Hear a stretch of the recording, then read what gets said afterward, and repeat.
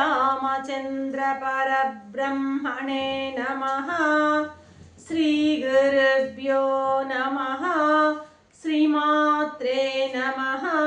శ్రీ గణేశాయ నమః.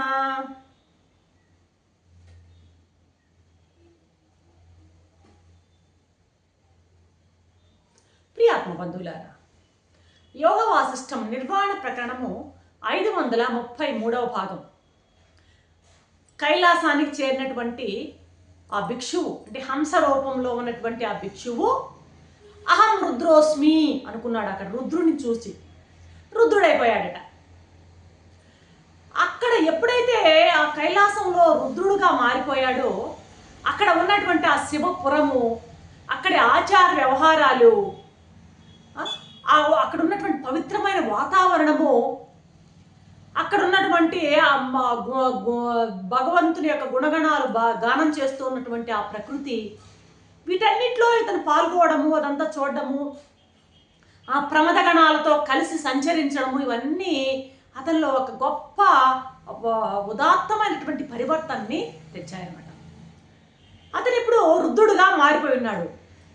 ఆ వాతావరణం అంతా కూడాను అతనిలో సర్వజ్ఞతను ప్రసాదించింది ఆ వాతావరణం. ఒక్కసారి ఆ భిక్షుకుడు రుద్రవేషానికి వచ్చేశాక అప్పుడు ఆ సర్వజ్ఞత ఎప్పుడైతే అతనికి అలవడిందో వెంటనే తన యొక్క గతంలో పొందిన అవస్థలన్నీ కూడాను కళ్ళ ముందు సినిమా రీలులాగా కనబడడం మొదలుపెట్టాయి. ఎన్ని వందల స్వప్నాలు తాను దర్శించాడో, ఎన్ని రకాల అనుభూతుల్ని పొందాడో, ఆ స్వప్నాలని, అనుభూతుల్ని వాటన్నిటి గుర్తు చేసుకుని ఆశ్చర్యపోతున్నాడు అనమాట. ఏంటిది అంత మృగతృష్ణలా ఉందే, ఈ మాయాశక్తి ప్రభావం ఇంత గొప్పదా, ఈ మాయను భావన చేయడం వల్లనే నాకు నా తపః ప్రభావంతో నేను ఇన్ని రూపాలను ధరించానే, ఇన్ని రూపాలు ధరించేటువంటి శక్తి నాకు నా తపః ప్రభావం వలన మాయాశక్తి ఇచ్చినటువంటి సంకల్పమేనా, లేకపోతే ఇది ఎలా సంభవం? ఈ సంసారం అనేటువంటి అరణ్యంలో నేను ఎంతగా సంచరించాను, నేనేంటి ఒక భిక్షుకుణ్ణి, అటువంటి భిక్షువుని ఇంతగా సంసారంలో కూరుకుపోయానే, ఎన్ని ఉపాధుల్లో ప్రవేశించాను, ఎన్నెన్ని అనుభూతులు నేను పొందాను. ఒక్కసారి ఆ ఉపాధులన్నీ, అనుభూతులన్నీ అతనికి స్మరణకు వస్తున్నాయి. ఇన్ని యోనులలో ప్రవేశించి, ఇన్ని రూపాలను పొంది, ఇన్ని అనుభవాలను పొంది చివరకు నేను రుద్రుణ్ణి అయ్యాను కదా. ఎంత కాలం గడిచిందో నాకే ఆశ్చర్యంగా ఉంది. ఎన్ని వేల చతుర్యుగ శతాలు జరిగాయో, ఎన్నో కల్పాలు జరిగాయి, ఎన్ని వేల సంవత్సరాలు జరిగాయి. ఇప్పుడు వాటన్నిటినీ దాటి నేను ఉత్తీర్ణుడనై సర్వజ్ఞతను నేను పొందాను. వెనక్కి తిరిగి నేను చూసుకుంటుంటే నాకు ఎంత ఆశ్చర్యంగా ఉంది. నా జన్మలన్నీ నాకు వరుసగా కనపడుతున్నాయి. ఒక శవంలాగా పడిపోన్నది ఆ భిక్షు శరీరం ఎలా ఉంది? ఒక శవంలాగా పడిపోయింది అది. ఇక ఈయన రుద్రుడి మనసులో ఇవన్నీ కూడాను మెదలుతున్నాయి. ఇక ఒక్కసారి గుర్తుకు తెచ్చుకున్నాడు ఆ భిక్షువు యొక్క శరీరాన్ని. ఎలా ఉందది? చైతన్యం లేకుండా పడి ఉందన్నమాట, శవంలాగా.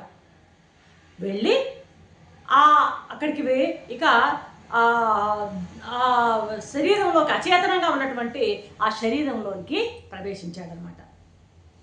ఎప్పుడైతే ఈ యొక్క రుద్రుని యొక్క చైతన్యము ఆ సన్యాసి ఆ కళేబరంలోనికి, ఆ శవంలాగా ఉన్నటువంటి ఆ సన్యాసి శరీరంలోకి ప్రవేశించిందో, ఆ సన్యాసి నిద్రపోతున్నవాడు నిద్రలోంచి మేల్కొన్నట్టుగా అలాగా లేచాడనమాట. మేల్కొని అతని యొక్క మనస్సు, అంతరాత్మ ఆ రెండు కూడా ఆ ఉపాధిలో ప్రవేశించేటట్టు చేశాడు. ఎవరు? ఈ రుద్రుడు తన యోగ శక్తితో. వెంటనే ఆ సన్యాసి మెలకువకు వచ్చాడు. ఇతను రుద్రుడే, ఇతనేం వృద్ధుడుగా ఉన్నాడు, ఆ సన్యాసి భిక్షువు లేచి కూర్చున్నాడు. లేచి నేను రుద్రుణ్ణే కదా అని అతను భావిస్తూ వచ్చాడట. ఎవరు? ఆ భిక్షువు కూడా నేను రుద్రుణ్ణే కదా అని భావిస్తూ లేచాడట. అంటే అతను ఉన్నాడు, భిక్షువు ఉన్నాడు, రుద్రుడు ఉన్నాడు, ఇద్దరు ఉన్నారు. అనుకుంటున్నాడు ఇంకా నేనే కదా జీవటుణ్ణి కదా నేనే కదా రుద్రుణ్ణి అయ్యాను అనుకున్నట్ట. అర్థమైందా? జీవటుణ్ణి కదా ఫస్ట్ సామాన్యుడిగా తను తాను భావం చేసుకుంటే మొట్టమొదట ఏర్పడ్డాడు కదా వాడు జీవటుడు అని ఒక్కసారి ఆ జీవటుణ్ణి అలా స్మరణ చేసుకోగా ఇక ఇద్దరు కూడా, ఈ రుద్రుడు ఆ భిక్షువు ఆ సన్యాసి ఇద్దరు కూడా చేతులు పట్టుకొని అలా పోతున్నారట.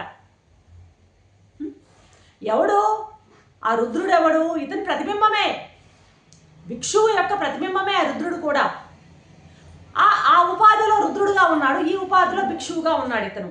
ఇద్దరూ కలిసి ఆ చిదాకాశంలో ఎక్కడో ఒక మూల పడి ఉన్నదట వారి సంసారం, చెప్తున్నాడు మహర్షి.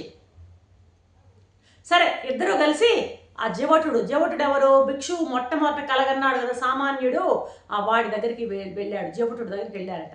వాడు కూడా అలాగే అచేతనంగా శవంలాగా పడి ఉన్నాడు. దాన్ని తట్టి లేపాడనమాట. అతను లేచి కూర్చున్నాడు. అతన్ని కూడా మేల్కొలిపి అతని చిత్తాన్ని కూడా చైతన్యం పరిచి ఆ తర్వాత రూపం ఏంటి? బ్రాహ్మణుడు, సద్బ్రాహ్మణుడు. వాని దగ్గరికి వెళ్ళి ఆ తర్వాత సామంతుడు, ఆ తర్వాత చక్రవర్తి, ఆ తర్వాత రకరకాల తుమ్మెద, ఏనుగు, జింక ఇవన్నీ ఉన్నాయి, హంసి ఇవన్నీ ఉన్నాయి కదా. వరుసగా ఏ శరీరాలు ఉన్నాయో శరీరాలన్నిటినీ వాటిలో చైతన్యాన్ని పంపి అన్నిటినీ లేపారనమాట. అర్థమవుతుందా? అందరూ కూడాను వాళ్ళలో ఈ చైతన్యం ఎప్పుడైతే ప్రవేశపెట్టబడిందో అవన్నీ కూడాను శవంలా పడిపోయినటువంటి అన్ని దేహాలు కూడా లేచి ఈ చైతన్యాన్ని పొందాయట. అన్నిటికీ కూడా దివ్య జ్ఞానం వచ్చిందట. ఎందుకంటే రుద్రుడు దశలో ఇతని సర్వజ్ఞతను ఎప్పుడు సంపాదించుకున్నాడో అన్నిటికీ కూడాను ఆ సర్వజ్ఞత, ఆ జ్ఞానము అందరికీ కూడాను అబ్బిందనమాట. అన్ని రూపాలకి జ్ఞానం అబ్బిందనమాట. తర్వాత దివ్య జ్ఞాన సంపన్నులు అయిపోయారు అందరూ. భూత భవిష్యత్తులన్నీ కూడాను అందరికీ జ్ఞప్తికి వచ్చాయట. ఇక వాళ్ళందరినీ రుద్రవేషంలో ఉన్న అతను ఏం చేశాడంటే ఎవరి గృహాలకి వాళ్ళని పంపించేశాడట. అందరూ వెళ్ళిపోయారట తమ గృహాలకి. ఇక ఈ రుద్రుడు సహా అందరూ కూడాను రుద్రలోకంలోకి వెళ్ళిపోయాడు. ఎవరెవరు గృహాలకు వాళ్ళకి వెళ్ళిపోయారు. అందరికీ ప్రారంధం కాలం తీరిన తర్వాత అందరూ కూడాను రుద్రులే అయిపోయారట. ఇది రుద్రోపాఖ్యానం, జీవటోపాఖ్యానం అన్నమాట ఇది. అర్థమైందా? సరే, దీని సంకేతం తర్వాత. ఇది కథని కథగానే తీసుకుంటే ఏమీ మనకు ఉపయోగం ఉండదు. యోగ వాసిష్టంలో కానీ ఏ ఆధ్యాత్మిక గ్రంథాల్లో చెప్పబడిన కథ అయినా సరే కథను కథ కాదు, కథలోని సంకేతాన్ని మనం విశ్లేషించుకోవాలి. ఆ సంకేతం ఏమిటో రేపటి ఎపిసోడ్లో చూద్దాం. అంతవరకు సెలవు. సర్వం శ్రీరామచంద్ర చరణారవిందార్పణం. ఓం శాంతి.